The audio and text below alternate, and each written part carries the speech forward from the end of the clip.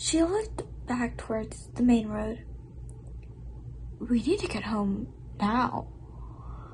I nodded, agreed, but we can't blindly run out into the main road. Not with... I gestured towards the hellish sounds coming from the direction we needed to go. Whatever the hell is happening right now. A look of realization crossed her face. The alleyways, she explained, causing me to remember the maze of the alleys and the crisis cross between the main street buildings. All right, but first, let's see what exactly the hell is going on. She hesitated, but nodded, motioning to be quiet. I led the way to the corner of the building on one side of the interaction. Just let me look around the corner quickly, I whispered again. She nodded silently, taking a deep breath. I peered around the corner into the main street. If I hadn't already been in shock, I don't know I would have been able to keep from screaming at the grisly sight that awaited me. It was like a scene out of a horror movie. We were dashing from building to building, chucking all sorts of things, chucking kitchen knives. There were even one man wielding what looked like an old sword which had hung inside the occulter shop. That wasn't the horrifying sight. There were dozens of bodies littering Main Street. It seemed people had dashed out of anywhere, the diner, grocery, and hardware store, and more. Blood pooled around there, still others, some holding their own arms or stomachs to stop bleeding, were attempting to run away from those wielding weapons. They didn't make it very far, though, as they were overwhelmed by others. They all screamed and shouted to what sounded like a total and complete rage as they chased them down. "Fuck me," was all I could whisper out. I pulled my head back and looked on my face. Must have told Aubrey all she needed to know. Her face had gone pale like a sheet. "That bad?" she asked. I nodded. I could see the coat turning in her head. "Okay, we stick to the plan.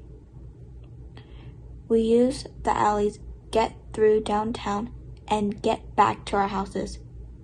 I felt a wave of gratitude pass over me. She was managing to hold her composure better than I could have hoped for. I nodded and followed her back. We slipped into the gloomy shade of alley that ran behind the building. On the right side of the street, we made our way carefully through them, making sure not to attract any attention from the hell still erupting on the main drag. But we saw little glimpses of everything. We reached a T-junction. We both saw people we'd known for all our lives inflicting violence upon each other. So shocking and vile, I couldn't bring myself to write it down. I would lose what little sanity remains in my head if I did. We made it to the back part of the lot of the diner. We intentionally met up in and stopped to wait. The sounds of gunshots blasting out caused us to both freeze, duck behind in the alley again. And not a moment too soon either, because we saw Sheriff Floyd explore fly down the road. Sheriff Wake was leaning out the window, using one hand to steer while firing his pistol with the other. I only saw his face for a second, but it was enough to see the crazy look there the others had. The sound of the roaring engine faded, along with the gunshots, after a few seconds, but we could still hear the screech, tires echoing over all the other chaos. Aubrey turned to look at me, and almost hopeless look on her face. Eddie, what the hell do we do? She asked weakly. I killed and thought hard and fast. We can't stay outside for much longer. We stay out here, we're dead. We need to find some shelter. At least for a little while, I spoke. We need to find a place to lie low for a little while we know we can make it safely back to the other side of town. Her face turned into a mask of panic. But what about our parents? I felt a knot tie itself in my stomach. The thought of Mom and Dad caught up in this hell without a way to get a hold of me, threatening to overwhelm me. But I kept as level-headed as I could. We're not going to be able to help them if we both end up like the others, I said as calmly as possible. There's too many people here over the place to avoid all the way back. We need to find a place, somewhere, that not many people would have been at, and hunker down until we think it's safe enough to keep going. She looked like she wanted to argue, but nodded after a few moments. Then she looked at me. The library, she said simply.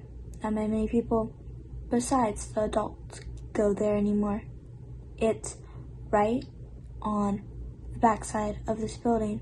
She pointed at the brick apartments that made up the side of the alley. I nodded. Okay, let's wait a second, then go. She nodded, and after not seeing anyone for a minute, we began moving from car to car, parking lot to parking lot, using them as cover to reach the street. I looked towards the diner, the inside of the windows. I could see the splattered in blood, evidence of the slaughter that must have taken place inside. I also noticed, with a vague air that surprised me, that the ground of the diner parking lot seemed to be littered with smartphones. The screen from many were still lit up, and as I glanced down to see a notice flashing up at me. Test alert. This is a test of the National Wireless Emergency Alert System. No action is needed. As I read it, a sound snapped in my head.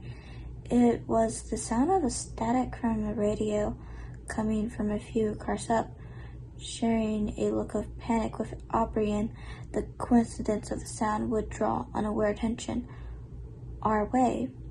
We hurried down the line towards the sound.